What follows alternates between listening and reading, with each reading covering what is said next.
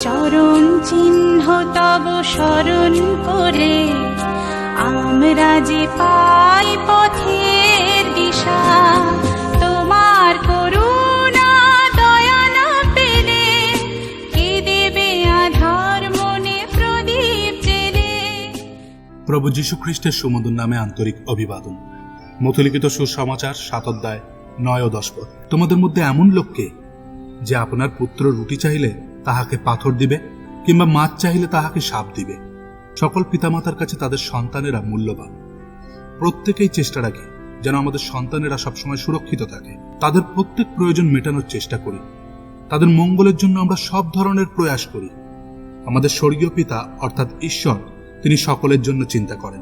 এই কথা বোঝাতেই প্রভু যীশু খ্রিস্ট এখানে এই উক্তি করেছেন। ঈশ্বরের সন্তানদের সব থেকে প্রয়োজনীয় বিষয়ের প্রতি ঈশ্বর লক্ষ্য রাখেন। আমাদের প্রয়োজন হলো পাপ থেকে ক্ষমা পাওয়া এবং অনন্ত উদ্ধার লাভ করা। এই প্রয়োজনকে পূর্ণ করতে ঈশ্বর তার একমাত্র পুত্র প্রভু যীশু খ্রিস্টকে বলিদান করেছেন। এখন আমাদের একটাই কাজ, প্রভু যীশু খ্রিস্টকে বিশ্বাস করা ও তাকে মুক্তিদাতা প্রভু রূপে স্বীকার করে নেওয়া এবং তার কাছে পাপের ক্ষমা চাওয়া।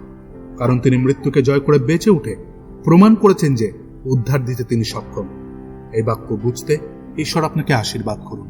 ধন্যবাদ।